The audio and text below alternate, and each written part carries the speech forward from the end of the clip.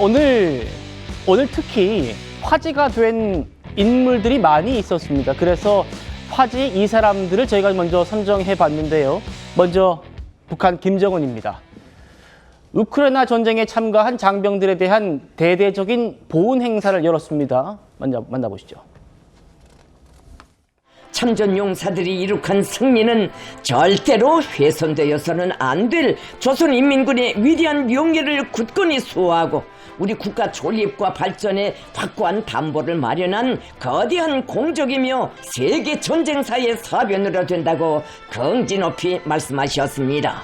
이들은 마땅히 영웅 중의 영웅들이며 해외 작전 부대는 영웅 부대라고 칭해야 할 것이라고. 김정은 동지께서는 열사들의 유가족들을 만나시고 그들과 상실의 아픔을 함께 하시며 위로해 주셨습니다. 자, 지금 보시는 것들이 오늘 공개된 영상입니다.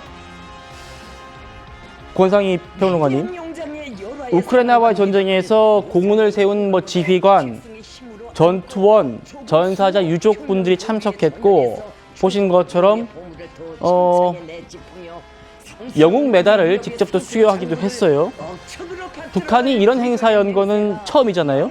네, 그렇습니다. 이 러시아를 위해서 전쟁에 파병된 지휘관 또 전투원들에게 국가 표창을 수여하면서 대대적인 보훈 행사를 벌인 건데요. 이 수여식 연설에서 김정은 위원장 파병군의 승리가 인민군의 위대한 명예를 굳건히 수호하고 우리 국가 존립과 발전에 확고한 담보를 마련한 거대한 공적이라고 밝혔습니다. 세계 전쟁사의 사변이라고 하면서 치켜 세우는 목소리를 냈습니다. 또 파병이 조국의 운명과 장래를 위해서 당과 정부가 내린 정치적 결단이었다. 이렇게 강조하고 있는데요. 이날 아까도 말씀을 하셨지만 유족까지 참여를 했습니다. 또 위훈을 세운 부대원들에게 공화국 영웅 칭호를 수여했고요. 전사자들의 초상 옆에 공화국 영웅 메달을 직접 달아주기도 했습니다. 이렇게 대대적인 보훈 행사 공개가 된 것, 아무래도 이 참전에 대한 정당성과 관련한 목소리들이 이전에도 있었는데 네. 이 정당성을 부여하기 위해서 이런 행사를 마련한 것이 아닌가 해석됩니다. 저렇게 전사자 유족들을 만나서는 울먹이고 무릎을 꿇고 포옹하고 위로해주고 그러더니 이 사진 보시죠. 곧장 지휘관들을 만나서는 환한 표정의 김정은 영상도 공개가 됩니다. 자, 그런데 여기서 좀 특이할 점은 김정은 저렇게 웃고 있죠. 우크라이나 전 부대 지휘관들을 집무실에 불러놓은 그런 모습인데 저희가 빨간 동그라미로 쳐드린 저게 뭐냐면 담배입니다. 담배와 잿더리예요. 평론가님, 저 긴 테이블에 담배, 잿더리들이 김정은 앞에만 있지 않고 쭉 있어요. 사실 그 전에 이 김정은 위원장의 모습이 포착된 영상들을 보면 담배 피는 모습 굉장히 자주 볼 수 있었잖아요. 근데 이번에는 그렇지가 않죠. 이 본인 집무실에 담배와 이 또 잿더리 이런 것들이 쭉 놓여져 있다는 건 나와 함께 맞담배를 피워도 좋다. 이렇게 해석할 수 있는 부분입니다. 지금 저희가 보여드리고 있는 화면이 실제로 저 부대 지휘관들이 담배를 짚고 있는 장면이군요. 네, 물론 이제 이 영상에서 담배를 직접 피우고 있는 모습까지 공개되지는 않은 것으로 알려졌는데 일단은 맞담배가 가능하다라는 시그널로 볼 수 있습니다. 그러니까 김정은이 할 수 있는 최대치의 격려를 해줬다. 이렇게 지금 해석이 나오고 있는데요. 네. 이게 파격적인 대우다. 이렇게 지금 전문가들 분석을 하고 있습니다. 왜냐하면 과거에도 ICBM이라든지 SRBM 이렇게 발사 성공을 했을 경우 그때 이 주요 성과를 이룩했을 때 군 지휘관들과 맞담배를 피우는 모습이 포착됐습니다. 예. 그러니까 어떻게 보면 상당히 칭찬하는 자리에서 이 맞담배가 허용된다. 이렇게 말씀을 드릴 수가 있습니다.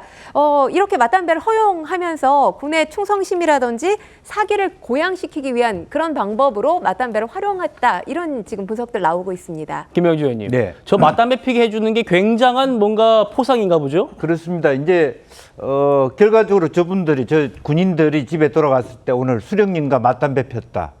이게 굉장히 큰 이야기일 수 있지 않습니까? 기계를 높일 수 있고 그야말로 또 한편으로 보면 김정은에 대한 좋은 감정을 품게 해주는 것. 그리고 왜 저런 일이 필요하냐면 사실은 이번 우크라이나 파병을 통해서 김정은 돈을 많이 벌었습니다.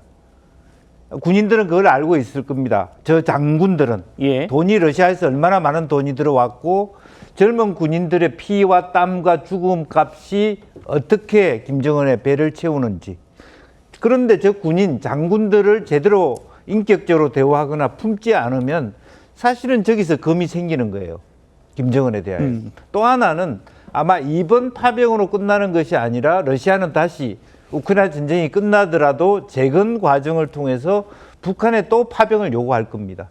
그때 또 가주기를 바라는 아주 가는 것이 굉장히 큰 보온이 되고 본인한테 공을 세우는 것이 되고 그런 김정은과 가까이 가게 되는 그런 부분으로 설레게 해줌으로써 다음 파병을 이롭게 해주는 김정은 입장에서 외화벌이가 좀 더 손쉽게 되고 또 실제적으로 군인들의 사기를 더 높이는 계기로 삼겠다라는 숨은 의도가 저 안에 깔려 있다 그렇게 보여집니다. 예.